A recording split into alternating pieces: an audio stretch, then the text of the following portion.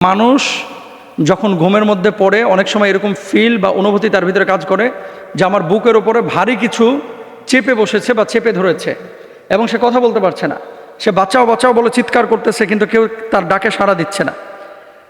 এরকম কিন্তু আপনারও হয়েছে, আমারও হয়েছে, এবং অসংখ্য মানুষের কিন্তু এমনটা হয়ে থাকে। এবং আল্লাহ সুবহানাহু ওয়া তাআলা সূরা কাহফের মধ্যে বলছেন, দেখেন, ইবলিশ শয়তান জিন সম্প্রদায়ের অন্তর্ভুক্ত। ইবলিশ মূলত জিন সম্প্রদায়ের অন্তর্ভুক্ত। এখন আমরা যখন ঘুমের মধ্যে থাকি এবং বুকের উপরে এরকম চাপা কোনো কিছু অনুভূতি হয়, ধরেন আকাশের ওপর থেকে পড়ে যাচ্ছি, চিৎকার করতেছি, কেউ ডাক শুনতেছে না। আবার রাস্তা দিয়ে হেঁটে যাচ্ছি, পেছন থেকে বিশাল সাপ আমাকে ধাওয়া করতেছে, কেউ আমার দিকে তাকাচ্ছে না। অনেক সময় দেখা যায় যে কুকুর আমাকে কামড়াতে আসতেছে, কিন্তু আমি বাঁচার জন্য চেষ্টা করতেছি, কেউ আমার ডাকে সাড়া দিচ্ছে না। এরকম কিন্তু অনেক সময় হয়ে থাকে। প্রথম যে প্রশ্নটি, এই প্রশ্নটি করেছেন চাঁদপুর মতলব থেকে, তার নাম হচ্ছে আব্দুল করিম হাওলাদার। লিখেছে, মোহতারাম, প্রায়ই আমাকে ঘুমের মধ্যে বোবাই।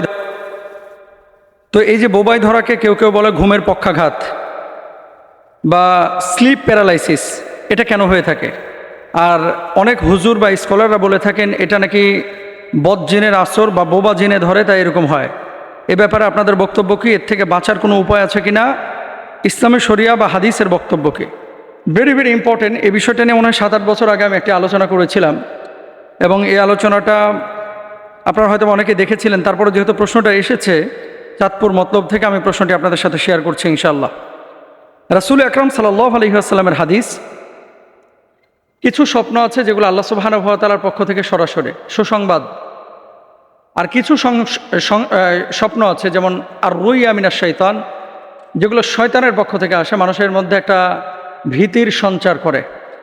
এখন রাসূল আকরাম সাল্লাল্লাহু আলাইহি ওয়াসাল্লাম সুনানে তিরমিজির আরও একটি হাদিসের মধ্যে বলছেন যে শয়তান স্বপ্নের মধ্যে ভীতি প্রদর্শন করে থাকে। এখন আপনি স্লিপ প্যারালাইসিস বলেন, আপনি ঘুমের পক্ষাঘাত বলেন, আর বোবা জিনে ধরা বলেন, যেভাবেই আপনি সংজ্ঞায়িত করেন না কেন, এই মানুষ যখন ঘুমের মধ্যে পড়ে অনেক সময় এরকম ফিল বা অনুভূতি তার ভিতরে কাজ করে যে আমার বুকের ওপরে ভারী কিছু চেপে বসেছে বা চেপে ধরেছে এবং সে কথা বলতে পারছে না।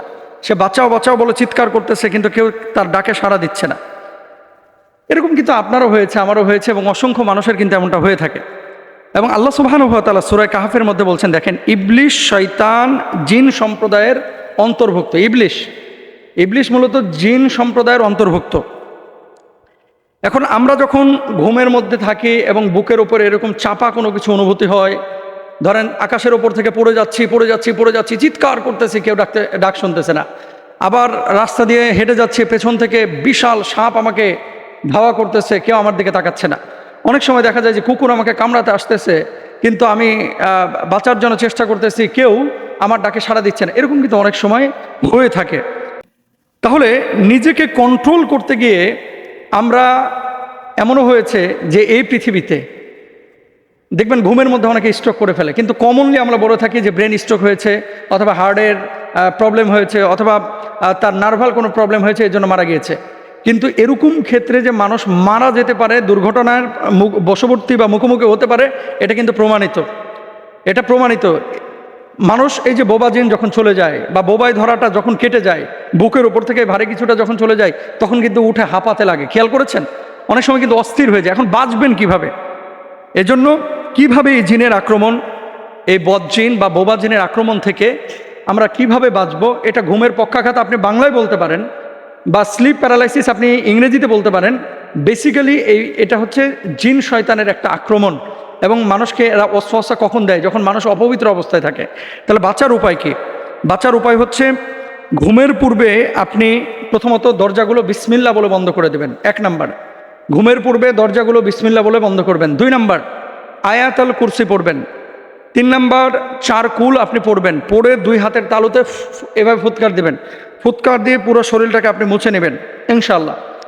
বিছানাটা কেউ অপবিত্র রাখবেন না। আপনারা বিছানা অনেকে অপবিত্র রাখেন, ওই বিছানাতেই খান, ওখানে বাচ্চা পেশাব করে, ওখানেই বাচ্চা হাগুমুতু করে, ওইভাবে কিন্তু বিছানায় আবার একটু কোনো মতো টিস্যু দিয়ে মুছে আপনারা শুয়ে যান। দুর্গন্ধে টিকা যায় না। মনে রাখবেন, যে বাসায় যত বেশি অপবিত্রতা, সেই বাসায় তত বেশি বদজিনের প্রভাব। সুতরাং বোবা জিনে যাদেরকে ধরে, আপনারা বলেন অনেকেই যে মোহতারাম প্রায়ই এরকম ঘটনা ঘটতেছে, এটা তো মানুষের নিয়ন্ত্রণের ভিতরে না। নিয়ন্ত্রণের বাইরে চলে যায় এবং এদেরকে বেশি ধরে যারা অপবিত্র অবস্থায় থাকে।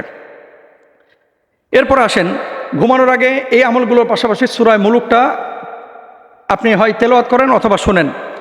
সূরা বাকারাটা মৃদু স্বরে আপনি মোবাইলে প্লে করে রাখেন, ওপেন করে রাখেন, এটা বাজতে থাকবে, আপনি ঘুমিয়ে যান বা কানে হেডফোন লাগা, মজা পাবেন ইনশাআল্লাহ তাআলা, এবং এই সমস্ত বিষয় থেকে বাঁচবেন ইনশাআল্লাহ।